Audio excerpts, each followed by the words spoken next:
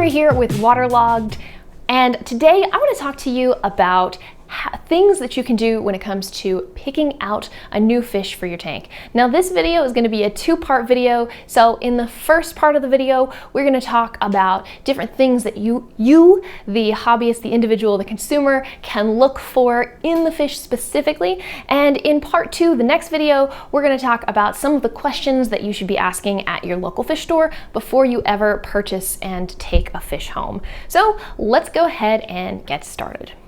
Now, before you buy any fish or coral or invertebrate to take home to your tank, the number one thing that I always recommend to people is to do your research. You want to make sure if you've already got a tank or if you are purchasing a tank that whatever species of fish you are interested in adding to that, you want to make sure that you're going to have the right size aquarium to put them in, that you're not going to get a tank that is too small that the fish will outgrow. So do your research about the type of fish and what its requirements are before you ever go to your local fish store. Now, the first category of things that I want to talk to you about when it comes to purchasing a fish is their physical health. Now, if you're not super familiar, if you've not kept this fish before, there's several different things that you should look for when you're buying a fish. Now, first off, you want to look and see if the fish's body has any sort of film over top of it. That could be a sign of stress. It could be their stress coat.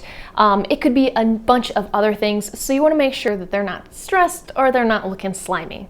Another thing you want to look for is different sort of spots. Now these can be a lot of, not in the color pattern, but on their physical body. So you look at it, fish from different angles, you should be able to see if there's any raised spots along the fish's body. That's a sign that maybe you should steer clear of that fish. Now another thing you can look for is their gills. A lot of times they're covered by the operculum, so you probably won't see them, but if you do see them, generally that's going to be a sign that something's wrong, and again, steer clear of that fish.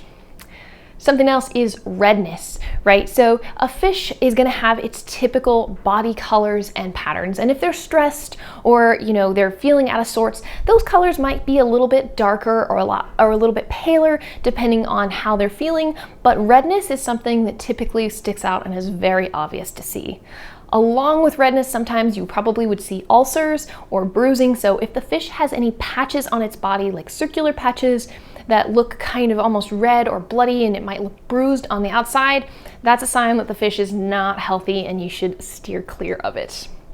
Another thing that you should look for is check out their scales. Make sure that all of their scales are intact, their scales aren't missing, they don't have patches of scales that are gone. So that's something that you should look for. Along the similar lines is look at its fins and look at its tail. You want to make sure that there's no signs of fin or tail rot, and also you want to make sure that that fin and tail is all still intact. If it's not, it could be a sign of fin rot. It could be that it's been picked on by other fish, and it may grow back. It might not be something too serious, but it's definitely something to make sure that you're making note of.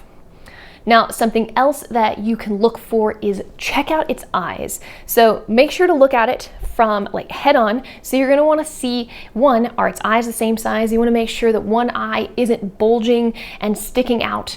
You're also going to want to make sure that its eyes aren't cloudy or covered. Typically cloudy eyes, if you haven't seen it before, it's very obvious, it sticks out. You can't see the coloration in the fish's eyes. So that's a sign that something is wrong. Now, the last thing on this list that you should look for is a pinched stomach, or even pinching that's directly behind the eyes up on the top of the head.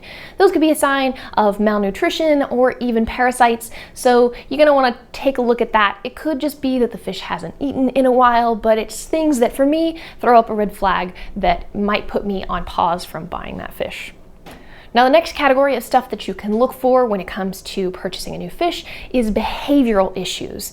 Now again, each fish behaves a little bit differently, and if you're not familiar with that fish, it might seem tricky. However, a lot of times, especially at local fish stores, there's going to be more than one of an individual species in a tank. So when you're looking into those tanks, you want to check and see if the fish is swimming correctly, if it's able to hold its position in the water column, it's not listing to one side or the other, its head's not up or its tail's not up, because those are all different signs of issues. So make sure that it's swimming properly in the water.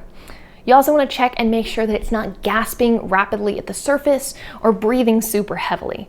Sometimes in aquariums, a fish could be chased around, it could be stressed out, and those might be reasons for it to be gasping for air or breathing heavily, but check on it a couple of different times.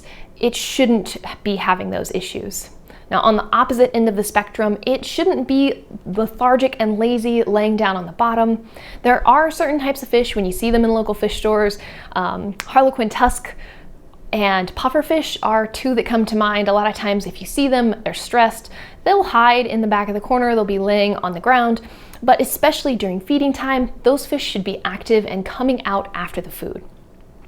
Now, two other things that you can look for is bullying behavior or chasing behavior. Now, this could go both ways. So if a fish is being bullied and it's being chased around, just go ahead and assume that it's probably under a good deal of stress from that bullying and that chasing around, and that you might experience some issues related to that stress a little bit later on. Now, on the flip side of that coin, if you see a fish that is doing the chasing and is bullying other fish, that could mean that even if you get them out of that tank and you bring them home, it could be a troublemaker. So if you have a tank full of peaceful fish, that fish that's bullying the others might be one that you should steer clear from and avoid bringing home. So those are a couple of different things. Make sure you come and tune in for part 2, different questions that you should be asking at your local fish store before you purchase a fish. Now, I'm curious, leave a comment below. Let me know if there are any other signs or things that you look for when it comes to buying a fish and what your fish buying experience has been in the past. Thanks so much for watching. I'll see you next time.